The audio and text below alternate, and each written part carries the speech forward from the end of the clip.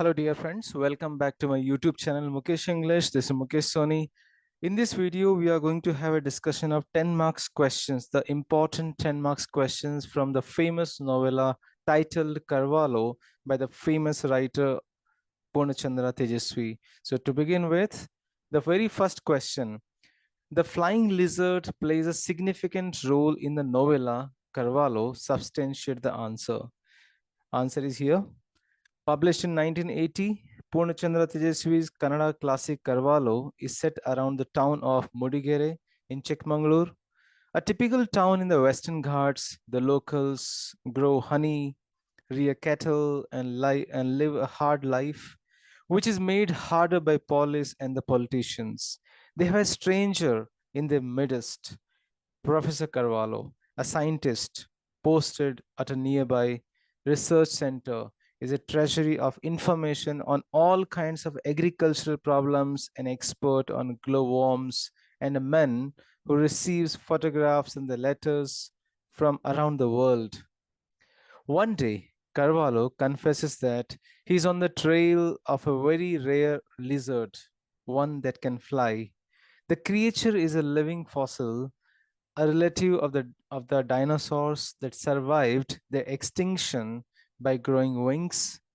Though it was last observed 100 years ago in Africa, Carvalho is sure it matches the descriptions of a creature seen recently in the forest of the Western Ghats.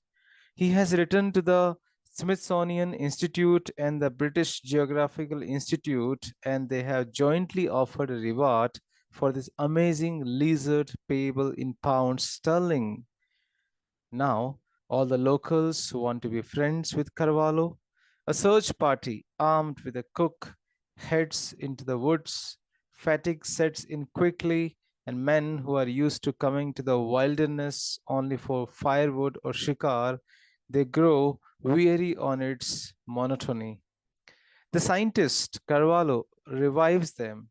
He makes them see the forest with new eyes. He touches the branch of a tree and it sprouts a mustache and legs and turns into worm. Under the dark cover of the trees, the locals hold discussion with Carvalho. Does God exist? Does he oversee evolution? If all creatures are subject to evolution, how has this living fossil alone opted out of the process?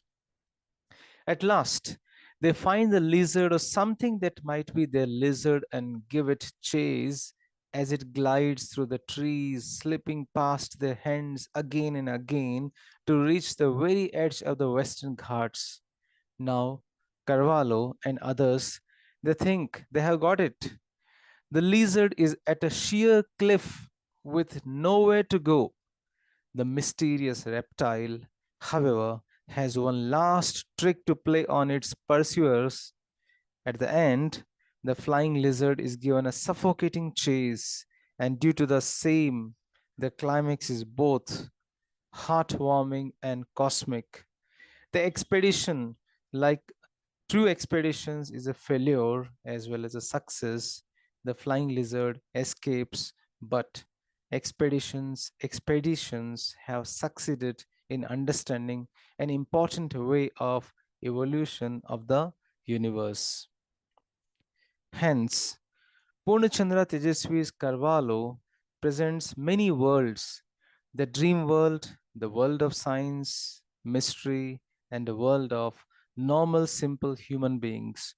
All these are yoked together to the animal world through Kiwi, the narrator's golden spaniel, and through the born climber of trees, Biryani Karyappa, and the world of vegetation becomes an integral part of the story. Question number 2 for 10 marks. Narrate the first encounter between the narrator and Mandanna and Lakshmana. Answer. In the opening chapter of the novella Carvalho, we find that the narrator goes to the Mudigere Bee Cooperative Society.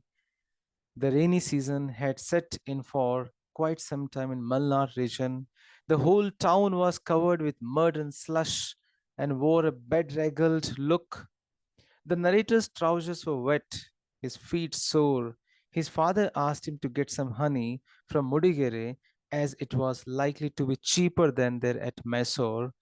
An Ayurvedic physician has advised him to take a spoonful of honey with water every morning, which worked to a half a bottle a month and about a 7 bottles a year, and calculating at 10 rupees a bottle. So he had taken 70 rupees with him. The narrator peeped in the office room and saw two young men scribbling away something. One of them raised his head and asked what he wanted. When the narrator told that he had come to buy honey, first he was denied. Later, when they recognized him and introduced each other, both Lakshmana and Mandana were working there as a beekeeper. Mandana told that a full bottle of honey would cost rupees 10. The pot honey would be less expensive compared to the bottle of honey. Mandana distinguished the pot honey and the bottled honey. He told that the bottled honey is a machine extracted and the potted honey is hand extracted. The potted honey would be dull in color, which could easily be identified. Mandana explained like a student explaining to a teacher. The narrator was not particular about the sheen or the tint, nor was his father was an expert. So he asked for potted honey. He told Lakshmana that he had 70 rupees in his pocket, but Lakshmana priced it for 78 rupees per tin. When the narrator saw the kerosene tin stocked in the room, he was shocked and that these tins contained kerosene oil. But Mandana said that it was not kerosene oil, it was pure honey. He also assured the narrator that he won't be cheated as it was cooperative society. If they indulge in such things, they would be behind the bars. The narrator asked Mandana how they managed to sell the honey so cheap. Mandana began giving a discourse on the economics of selling and buying honey. He spoke as if he were tendering evidence in the court of the law. Finally, the narrator had only 70 rupees and he told that he would pay remaining rupees 8 the next day. Then Mandana gave the narrator the best quality of honey, honey from Gutti area, and finally the narrator got the tin of honey and it did feel very heavy, something like an iron, and finally narrator left after meeting Mandana and Lakshmana for the very first time in the novella. Question number 3. Describe the circumstances how Mandana got married. Mandana is a beekeeper by profession and has been considered as a vagabond by the local commoners and friends. But Carvalho, the scientist with an international reputation, describes Mandana as a born naturalist, a man with a keen art of observation, and an extraordinary natural scientist. In Mandana's life, emotional and economic problems are interrelated. Norway Ramaya refuses to give his daughter in marriage to Mandana because of his joblessness. Mandana has no permanent job and he is worried. He refuses to meet Carvalho because Carvalho did not give him a job of an attender in his office. Therefore, Mandana requests the narrator to put in a word to Ramaya in his favor, but Mandana can get a job only if he gets married. Therefore, the narrator requests Carvalho to give a job to Mandana in his research center, but Carvalho expresses his inability to do so, but he speaks to Norway Ramaya to give his daughter in marriage to Mandana. Finally, Mandana's wedding with Rami takes place. Now let's know how was the wedding scene.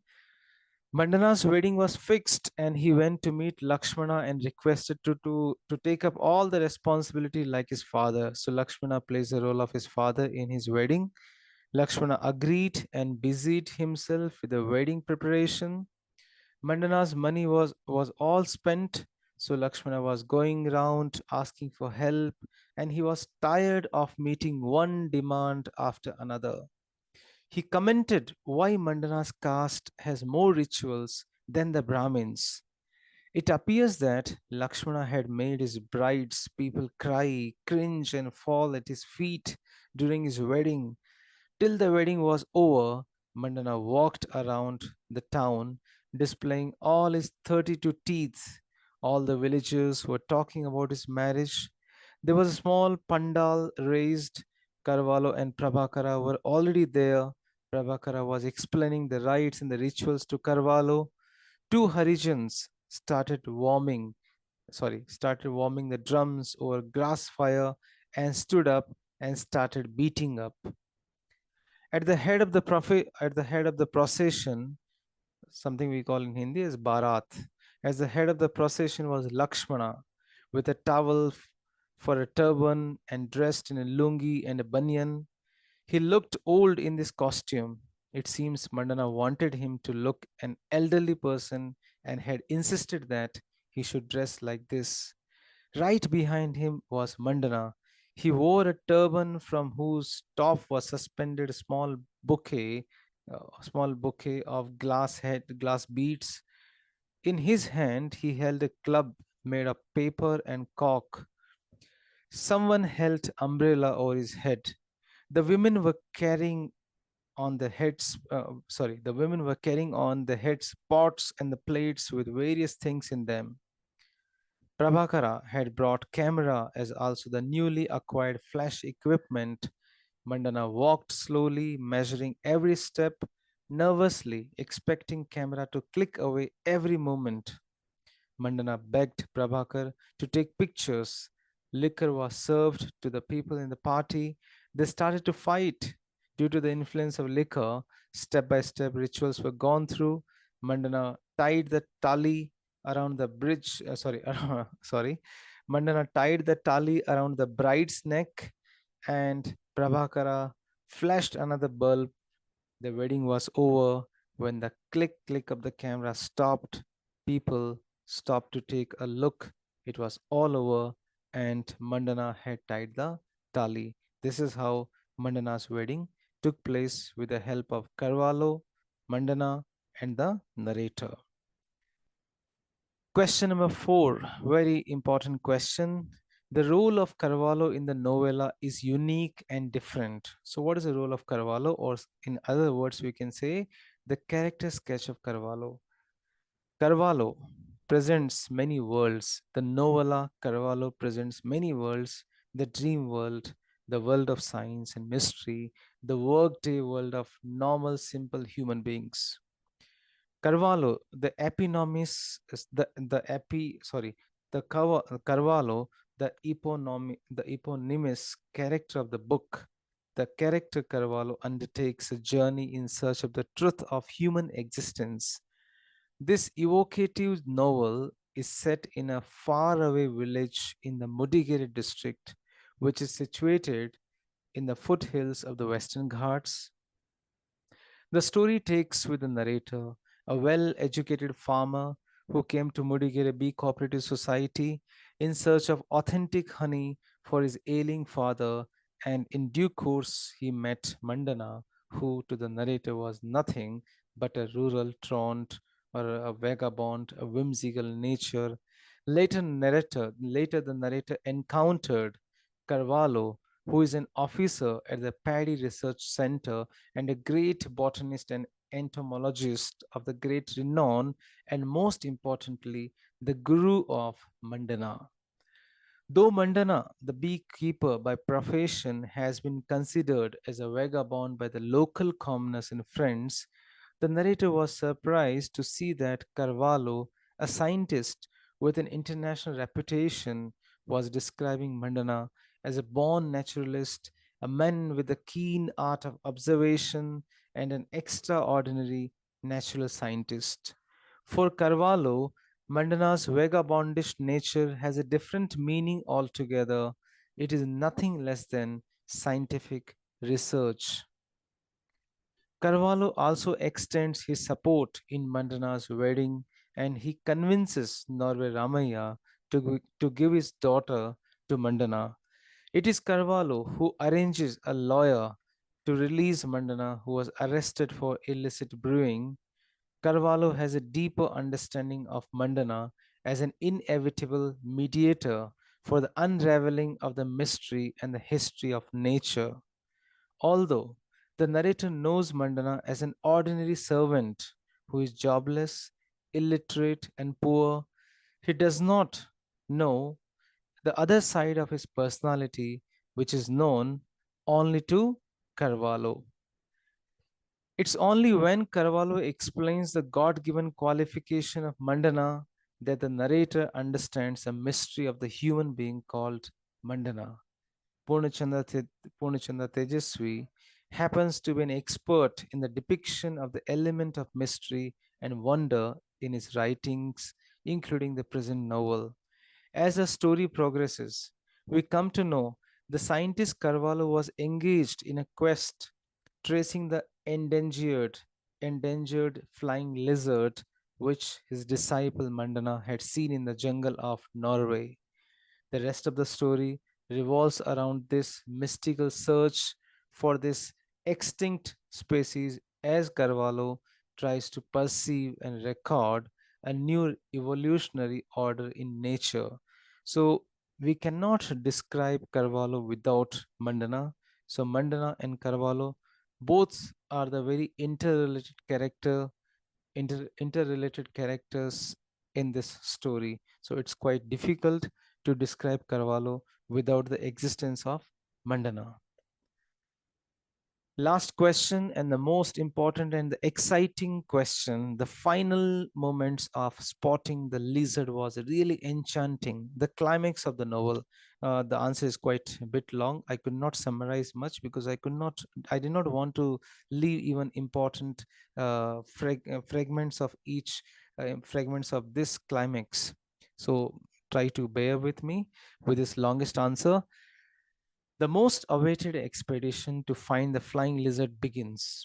Carvalho, Mandana, Cariappa, Kiwi, and all the other characters that begin their quest. The caravan has begun, and it's already the third day in the forest. It was the third day in the forest, spelling error. It was the third day in the forest. Everyone woke up the next morning, and there was thick mist. After some time, Yankata came with a snake in his hand. Carvalho was amazed to see the snake being skinned alive and witness Yankata's skill. After crossing the rough path, they reached a small pond. They unyoked the bullocks. Prabhakara, the photographer, started listening some Hindi songs over his old transistor radio. Narrator sat for a while and suddenly heard a continuous tap, tap, drip, drip sound of raindrops falling on the dry leaves. It was ants falling off on dry leaves, not the water. He looked up and saw that on the branch of a tree there was a big ant hill, but so were there on the other branches also. Some creature had entered this ant hill and was gobbling up the ants that ran out like a stream. Later, the bees increased in number, but the creature neither stopped devouring nor ran away. When it could no longer stand the onrush of the ants, it leapt, jumped, floated in the air, landed on the trunk of a big tree, then started moving up. The narrator said that the creature was the brown colored flying lizard. So it was the first person in the jungle who had seen in this expedition, who has seen the lizard very first, the narrator. This was a reptile which had evoked in them numberless thoughts and the dreams.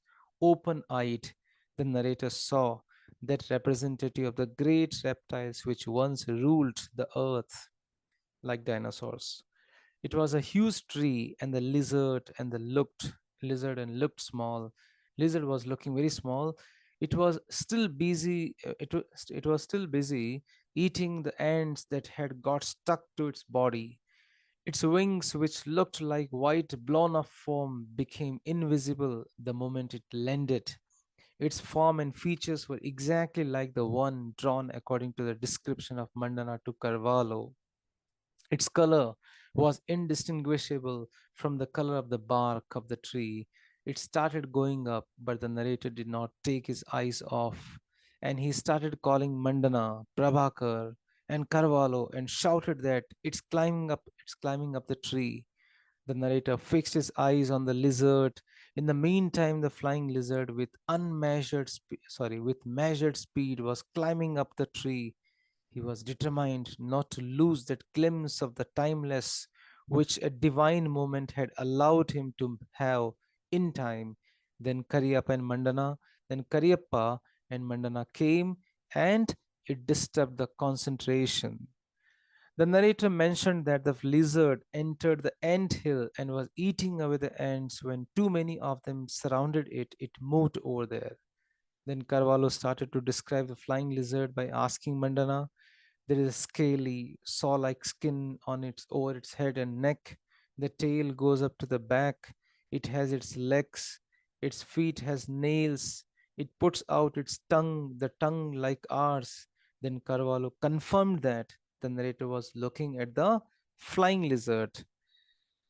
Prabhakara could not see anything with the binoculars. The flying lizard began moving up where the narrator saw a green patch of moss. Carvalho instructed Prabhakara to keep the movie camera ready and put the tele lens focus on that part of the moss. Carvalho took the binoculars and Prabhakara tried to observe through the camera. Mandana confirmed that it is a flying lizard which has no wings, but it flies. Carvalho could not see its wings. Prabhakara's camera made kurr sound. Without taking his eyes off the camera hole, Prabhakara pressed its button. The flying lizard crossed the green patch and got merged with the color of the bark of the tree. They all bent down, massaged the backs of their necks. Then Mandana was told to be vigilant of anything which falls, even if it was only a leaf.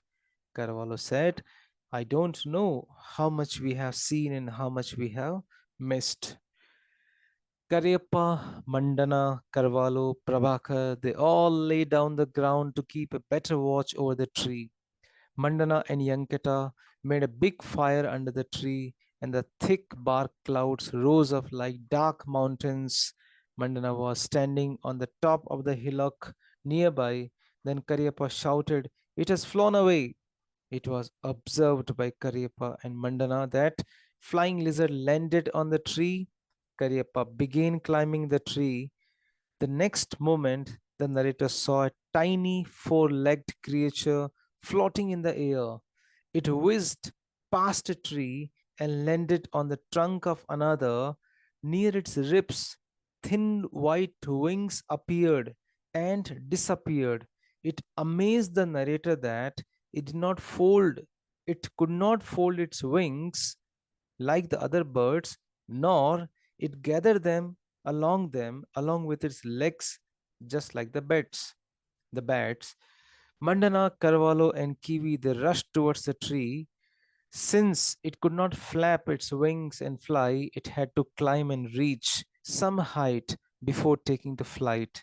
Again, because of the thick cloud of smoke, it was moving towards the top of the hill where the trees were short and stubby.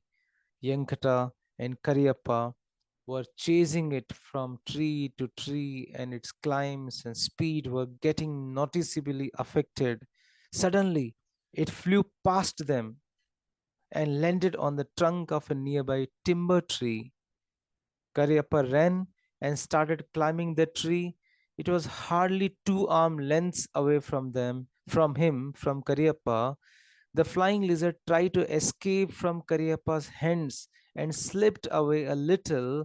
Cariappa grabbed it by its tail. Everyone stunned having seen this and rooted to the ground. Prabhakara's movie camera was still making the kurr sound.